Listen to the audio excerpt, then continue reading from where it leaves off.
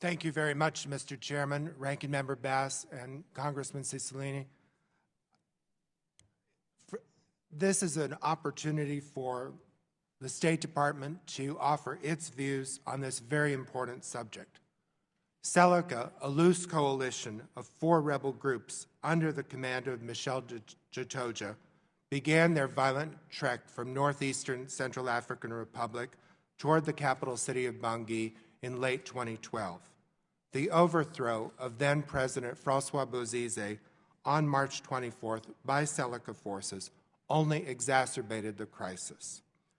I had been following that crisis from neighboring Cameroon, and after Bozize fled the country, we saw Djotoja declare himself president, suspend the Constitution, and dissolve the National Assembly, thus leading the country into greater turmoil. We are deeply concerned by the extreme levels of lawlessness and violence that continue to plague the country. The United States publicly condemned the Celica rebellion from the very beginning. Furthermore, the United States government suspended, as a matter of policy, direct assistance to the Central African Republic central government, but allowed for special funding carve-outs that permit NGO-sponsored programs operating in the country focused on humanitarian assistance, civilian protection, health, and anti-trafficking in persons activities, all of which focus on vulnerable populations susceptible to violence and instability.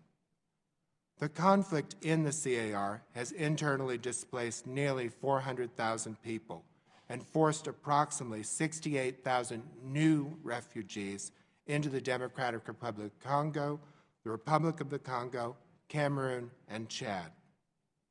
In fiscal year 2013, the U.S. government provided more than $24 million in humanitarian assistance to CAR in support of programs providing food and non-food items, health services, access to clean water, and more.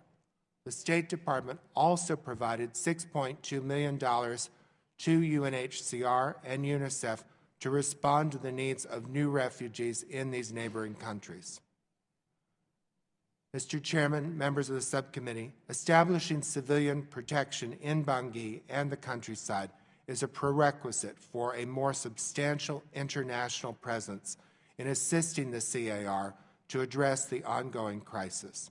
In order to help restore peace and assure civilian protection throughout the country, we strongly supported the adoption of UN Security Council Resolution 2121, which expressed the Council's support of the African Union-led international support mission in the Central African Republic, known as MISCA.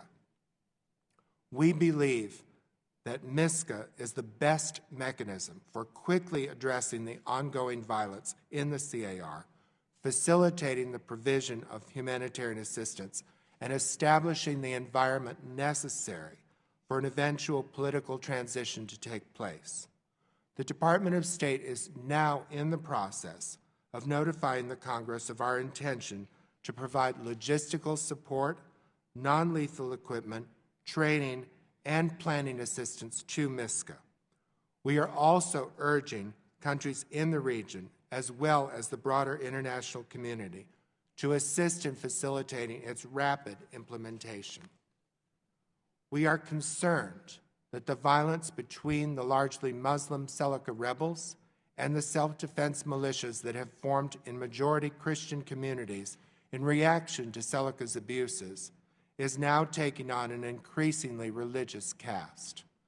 For example, fighting in Basangawa and Bangoso between Celica and local defense militias in September and October sets the stage for what could, in a worst-case scenario, lead to atrocities on an even larger scale than we have witnessed to date.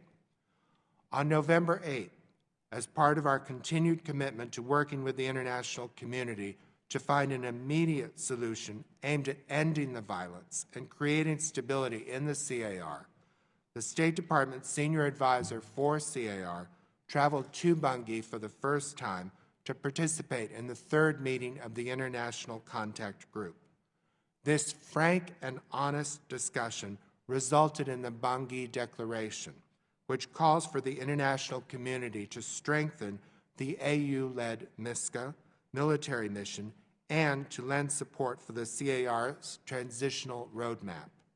While in Bangui, the United States led the discussion, calling on President Chitoja to reverse his plan to enlist former Seleka rebels into the CAR military. We strongly oppose the trend of past authoritarian leaders in CAR using the military as an instrument of personal power instead of national defense.